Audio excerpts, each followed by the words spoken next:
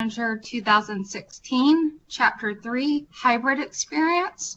We'll go ahead and get started. I would like to go over some housekeeping items.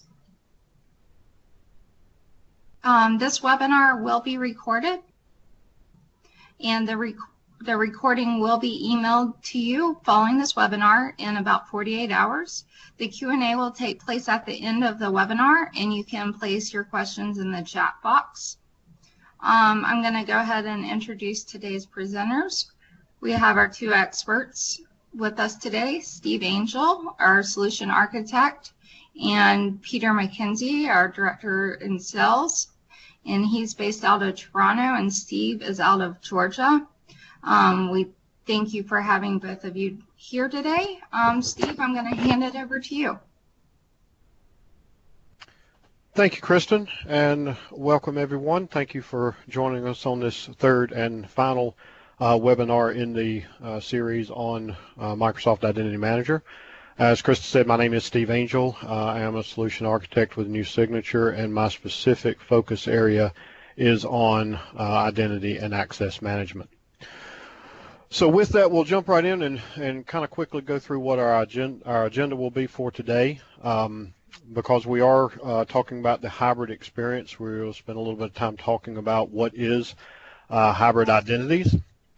We'll also talk about the identity challenges that come with cloud adoption. We'll do a quick review on various Microsoft tools that are available to manage the hybrid identity experience. Some of those will go into a bit more detail than others. We'll talk about going beyond traditional identity and access management, and when we think about traditional identity and access management, we typically think about on-premises, and we're going to talk about possibly extending that out to not only leverage external identity stores, but also to manage those.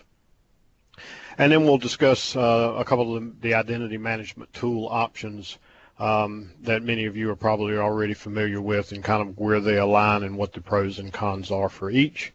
And then we'll wrap up with some additional information around New Signature as well as how to contact us. So with that, we're going to jump right in and get started. And I thought the first thing to do was probably just do kind of a quick recap on what we're talking about when we talk about hybrid identity and what that is comprised of. And the first component really is on-premise or on-premise only. And while there are probably still some organizations out there that are 100% on-prem, these are rapidly dwindling down. Most organizations today have at least some service or services in the cloud. This could be their, the HR system, or perhaps it's a CRM offering such as Microsoft Dynamics or Salesforce. But then what about the ones that we don't always think about? There's a lot of file sharing software out there such as OneDrive or Dropbox, and while in many cases those are driven at an organizational level, at sometimes you'll find that users are using these services anyway. And do you have control over that? Are you managing those identities in that manner? And then what about social media? A lot of times that gets forgotten. It's not necessarily thought of as a cloud-based services application, but they are, and they're becoming more and more prevalent in business today. And if you think about it from a personal level, how many times over the last year have you gone out to a website and thought about creating an account on the website, and you have the option to actually leverage an existing social media account where you log into your social media page, and then you're granted access based on that ID. So social media is definitely playing into the cloud experience. And then we have those cloud-only organizations where all of their services and applications are hosted in the cloud, and the only real on-premise infrastructure they may have is really around end-user computing, laptops and desktops and workstations. And you're starting to hear more about organizations that are, quote, born in the cloud, meaning they've never had any on-premise architecture. And a lot of new companies, as they as they start up, forego on-premise infrastructure because of the maturity that has come with the cloud over the last few years. So there's really no need to have that on-premise experience. And then you have where the majority of organizations lie today, and that's where they have a combination of on-premise applications and services, and they're leveraging various cloud offerings. And where those two meet, how are they managing the identities and the user experience across the entire enterprise, bridging the gap between on-premise scenarios and cloud-only scenarios or cloud offerings. And that's really what we're going to spend most of our time talking about today is bridging that gap and managing the identities as well as the user experience across the organization. So for those of you that have attended the previous two webinars, you probably remember this slide. And I've made a few changes to it and even contemplated not including it in this webinar, but it's just such an important slide, I felt the need to keep it in here, because when you think about the hybrid experience and managing hybrid identities, I mean, really it all comes down to the end user. And when I say it comes down to the end user, it's about their experience. It's about the experience that the business wants them to have. But even beyond that, when you start thinking about administration, IT administration, security, risk, and compliance, you really want that user to have a good experience, because, as we'll see here as we go through some of the different images in this slide, if they don't have a good experience, this is where the bad behaviors can start that lead to security risks. Being challenged with multiple logins and multiple passwords and writing down passwords and those sorts of things. So if you think about the average user today, when they come on board with an organization, they typically will start with their Active Directory account. They log into their workstation, which is using Active Directory, and they begin to access various corporate resources, and those can be file services or applications. And typically the next big one is going to be email, and that can be email in the form of Outlook or other on-premise services, but also can extend out into cloud-based offerings such as Office 365. And the good news is that here we typically do a pretty good job, and the user uses the same user ID and password to access both of these services and any applications tied to them. But then we typically go or see it go beyond that. And we may have various identity stores throughout the organization. Many times you'll see these in the form of SQL databases, or they could be proprietary identity stores that were created with applications that were built in-house.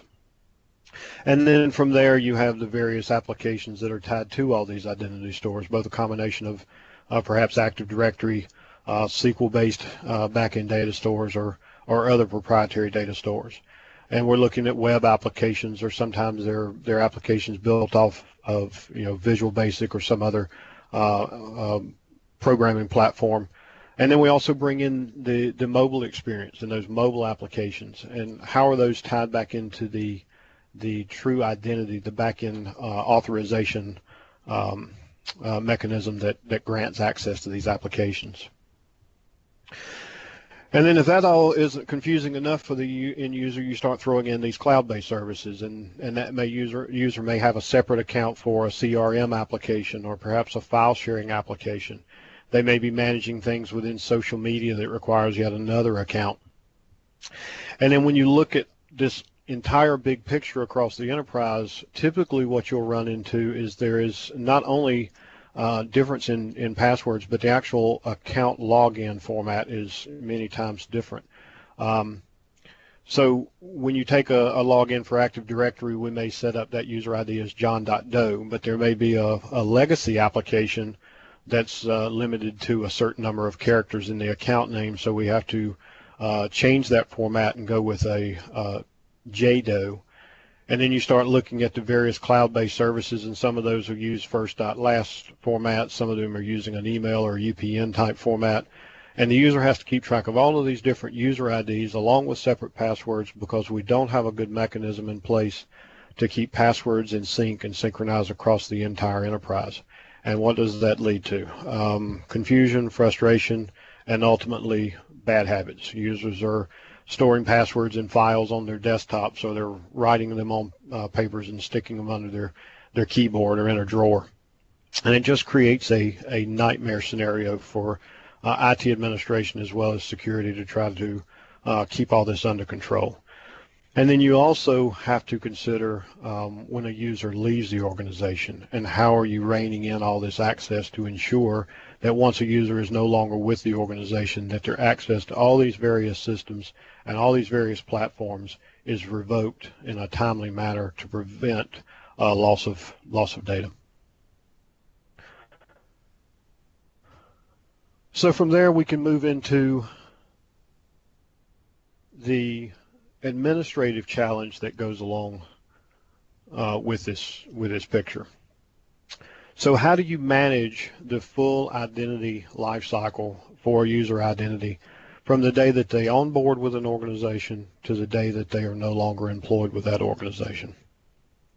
And this is really where Microsoft Identity Manager comes in, and we're going to talk a little bit about a couple of different platforms here, one being Microsoft Identity Manager and the other being Azure AD Connect, and I'll touch on Azure AD Connect a bit more in a second. But when you think about Microsoft Identity Manager, you have to think about it from the perspective of a full identity management solution. So it's more than just identity synchronization. It's really about managing the full life cycle of that and we're talking about user identities here, but it can be other identities as well. And if you think about the typical user of where that identity management cycle begins,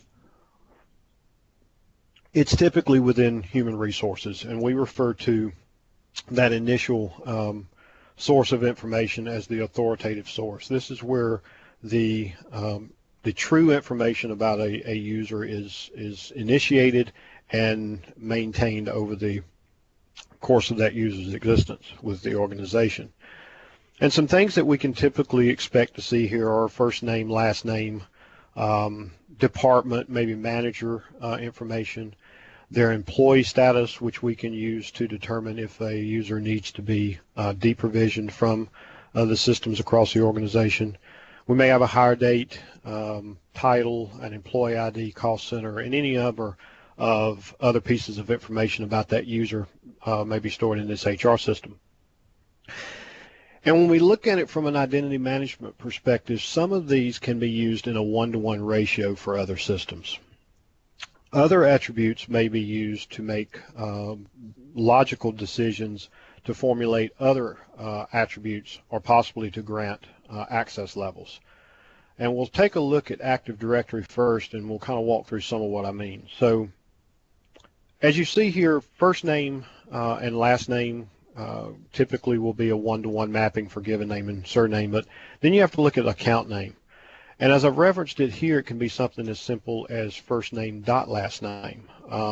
But depending on the organization, there may be the need to go with something like first initial last name and then combine part of the employee ID to create a unique ID.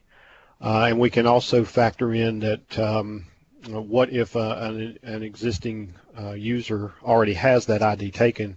We can build in the logic to automatically add another variable to that username to make it unique. And then if we look at things like cost center, title, manager and department, or other information, we can use that to grant access, basically create access levels or apply users to specific groups that would grant them access to applications based on their role within the organization.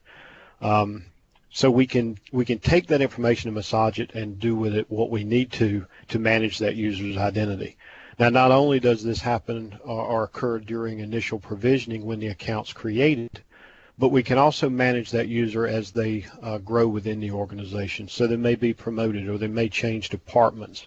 And as those changes are reflected in the HR system, we can in real time modify that user's access levels so that their access stays consistent with their job function, and we eliminate the problems with what we like to call access creep, where the user just continues to gain access as they move throughout the organization without any of their original access rights being removed that they may not any longer need.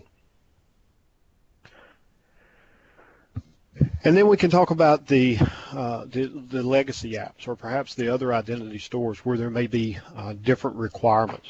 And specifically here, we're looking at account names. So perhaps you have a legacy application where there's an 8-character limit for the user ID, and instead of being able to create John.doe, we can create a separate account based on different logic for that system specifically to create the short name account of JDoe. And at the same time, while we're managing these attributes, we can also incorporate password synchronization, so that even though we can't provide, on some of these legacy systems, we may not be able to provide a same user ID, we can at least keep the password consistent, so that if the user changes their password in Active Directory, it is synced over in real time to that legacy application, so that they maintain that single password for access to all systems. So at a high level, this is really what we're talking about when we say managing the identity lifecycle, and while MIM is really more of an identity management platform. But then as we extend out to the cloud and we bring Azure AD and Office 365 into the mix, that's when we pick up Azure AD Connect. And many of you are probably familiar with Azure AD Connect. It's the latest version of what was historically called DIRSync, or the Directory Synchronization Tool. And while it is built off of the same core synchronization engine that is in the Microsoft Identity Management Platform, it really does more identity synchronization rather than identity management. So we're synchronizing user objects from Active Directory into Azure Active Directory for the purpose of Office 365 and other Azure services. Right now, the product is also limited to only synchronizing users from Active Directory. So if you're one of those organizations that their primary identity data store is not Active Directory, and you might be using a lightweight directory services or some other identity store, then we can do this same thing, but we would need to leverage the Microsoft Identity Manager to create that custom connection to Azure and synchronize those objects. Now, some of that capability is on the roadmap for Azure AD, and you can look for some of that probably in 2017, but at this time it is strictly for synchronizing Active Directory to Azure Active Directory. And there are some other components that come with that, and I'm going to touch on those briefly here, but we'll talk about them again a little bit later in the presentation. Well, once you have extended your network out to Office 365 or Azure AD, then you also have the option of bringing in Azure Active Directory Premium, which you can leverage to provide that same single sign-on solution for a wealth of cloud-based services, both those by Microsoft as well as other third-party cloud-based applications. So it gives you the opportunity to take what you've built on internally with an identity management platform and providing a single sign-on or a same sign-on solution inside the network to outside the network to access all of these cloud-based services. And Microsoft does that with Identity Federation. Now, in most cases, Microsoft has already established the Identity Federation between Azure Active Directory and all of these cloud-based providers, and I think now the count is somewhere around 2,500 for the number of applications that are already in the catalog and supported. And from a on-premise perspective, you can really accomplish this from a couple different ways. We've mentioned Federation just now. Many organizations already have Federation in the form of ADFS established between their Active Directory infrastructure and Azure Active Directory, so you can definitely continue to leverage that. But Azure AD Connect now also provides the ability to synchronize passwords from Active Directory into Azure AD. It is a hash of the NT hash, so it is highly secure synchronization model and allows you to do the single sign-on experience to all these cloud-based offerings without having the federation infrastructure in place. One other note here is that if you do have federation in place, Azure AD Connect also provides the ability to go ahead and pre-synchronize and keep those passwords in sync so that if your ADFS infrastructure was ever down or you had an extended outage, it's very easy and quick to modify the Office 365 tenant so that you can leverage those synchronized passwords and maintain connectivity for your end users. Azure AD also brings a host of other services such as multi-factor authentication, rights management services, and more. And without going into all those, the one I will touch on is it does provide self-service password reset capabilities.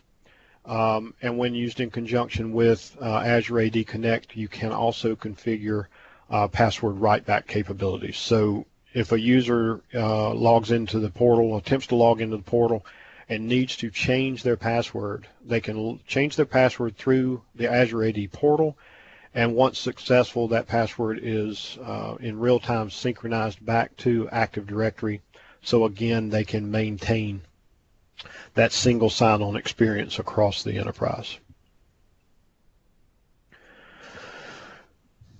And lastly, we'll talk about managing identities from the cloud, or managing identities that are in the cloud. So again, we stated that Azure AD Connect is really today more of a synchronization platform, and there are some changes in the roadmap that are coming that will modify that slightly, but at its core it is a synchronization tool rather than an identity management tool. With Microsoft Identity Manager, though, we do have a powerful management agent that utilizes PowerShell that allows us to connect to any system that is PowerShell capable, including Azure Active Directory, and also perform some management of those identities. And we're going to talk about that a little bit more in a future slide. But it does kind of draw the boundary between synchronization and management when you're looking at Microsoft Identity Manager versus Azure AD Connect.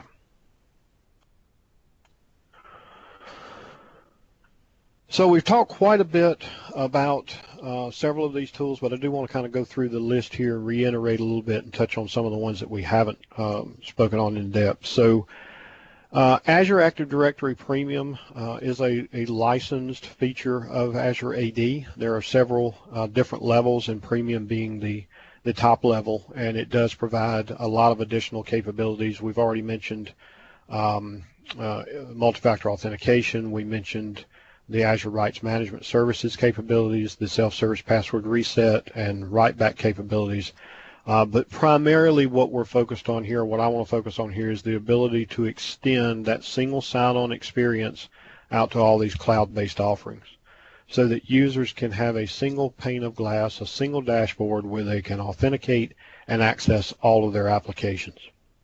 And that does extend to cloud as well as on-premise, and I'll come back to on-premise in just a minute. The tool today to take advantage of this is primarily Azure AD Connect. That is the synchronization tool that is going to allow you to synchronize your Active Directory users into Azure AD for Office 365 and other services as well. And with Azure AD Connect, we also have the password synchronization capabilities, which you were just talking about, that allows the synchronization of your Active Directory identity passwords into Azure AD for a single sign-on experience for the end user. Now, saying that, I do want to mention at a real high level, the difference between password synchronization and account federation. While the end user experience is the same of using the same user ID and password to sign in, technically they are different in that password synchronization is a same sign-on technology wherein the user uses the same user ID, the same password, but the identity store that's authenticating the user is different. In this case, that would be Azure Active Directory that's authenticating the user. With federation, it is a true single sign-on experience wherein the user is authenticated against their local Active Directory, and then through federation, a claim is generated that is presented to the application that says the user has been authenticated and contains information within the claim for authorization. So minor difference there in how the two different services work. The next item we haven't really talked about, we have touched on it briefly in the previous webinars, but that is the Azure AD Application Proxy.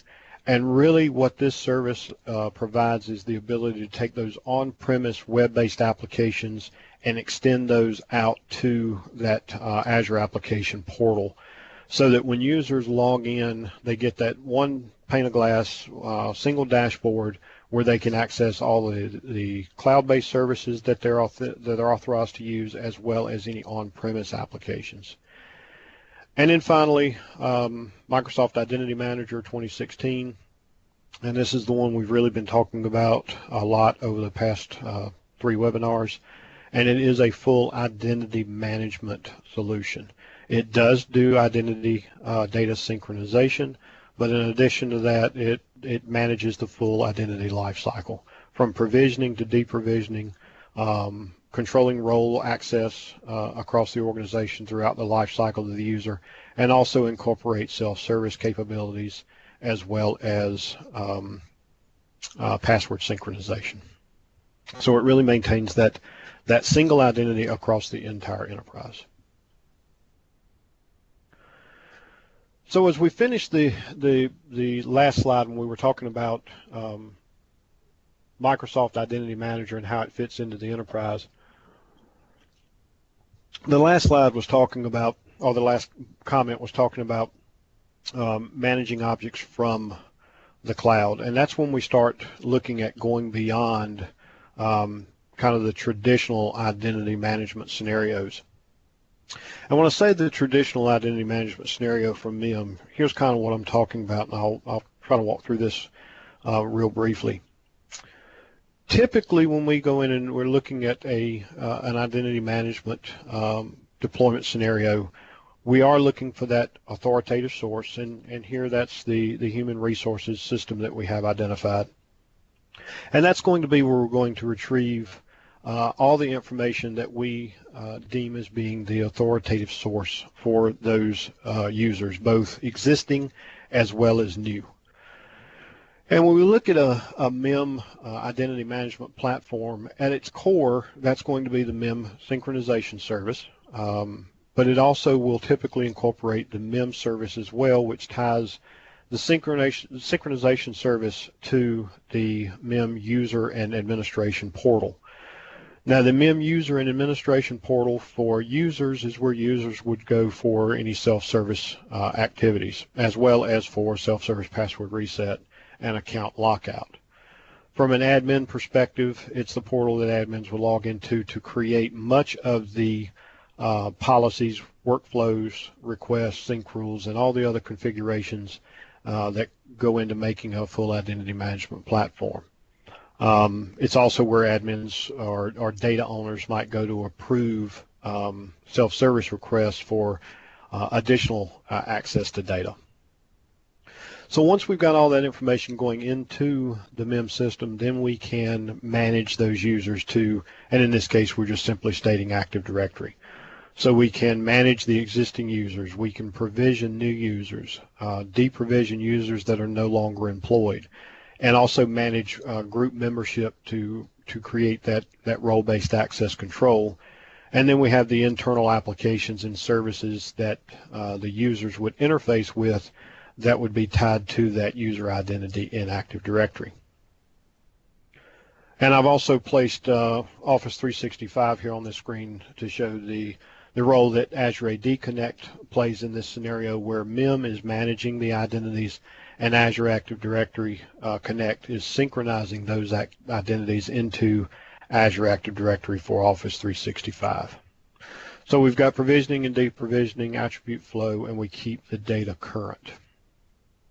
And then we also have the self-service capabilities And when we typically think about self-service, we are thinking about the account reset and account unlock capabilities, but also don't forget the self-service request for requesting access to data or services that the user may not be granted by default. And in this scenario, the request is generated, routed to an approving manager who they can then approve or deny that request. And depending on which, if the approval is made, then access is granted in real time to that application, and the requester is notified.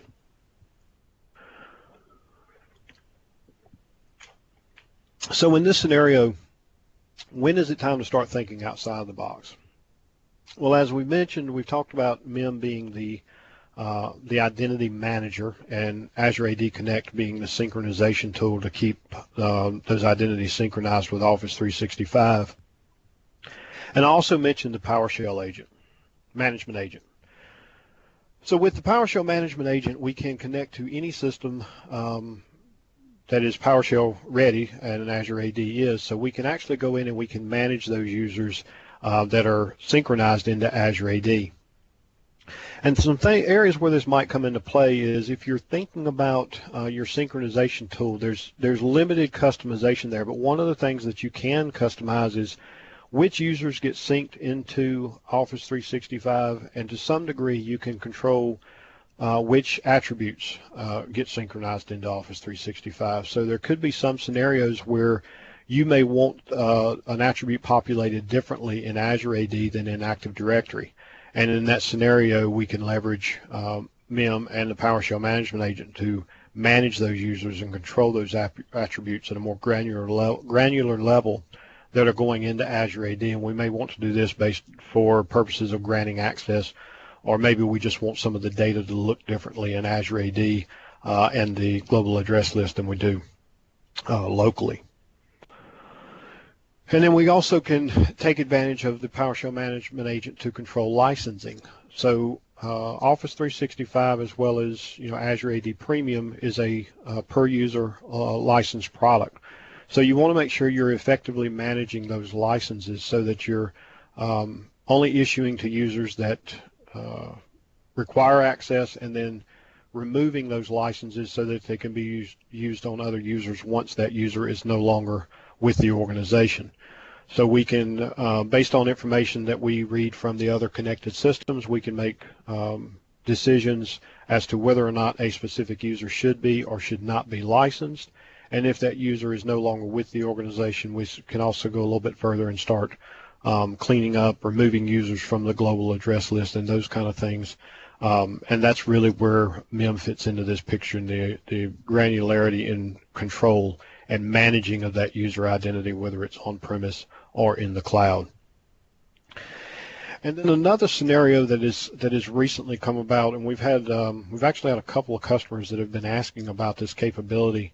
Recently, Microsoft released Azure B2B for managing access to applications for external users that are outside of your corporate network. And at a high level, this works something like you can create a CSV file, upload that into the Azure portal, and it would generate and send out email notifications to these external users that you're not managing in your internal environment. When those users get that email, they can, if they already have their own Azure AD or Office 365 based account, they can log in and access those resources that they are granted access to. If they don't, they can create an account that's then managed as an external user in Azure Active Directory, and they would be able to access applications that way. But we mentioned the Azure Application Proxy and those internal applications that you may want to publish, and this really is where the extra capabilities with the PowerShell Management Agent comes in, because we can now read those external users from Azure Active Directory and potentially provision those into an internal data store, such as a lightweight directory services instance, where we can then grant access to those internal applications based on that identity. So in that case, for the first time the user would launch the application, they may be prompted to create a password, which could then be stored in the Azure password vault, password lockbox, and provide them the same single sign-on experience the next time that they come in and join the Azure AD portal and are accessing their applications.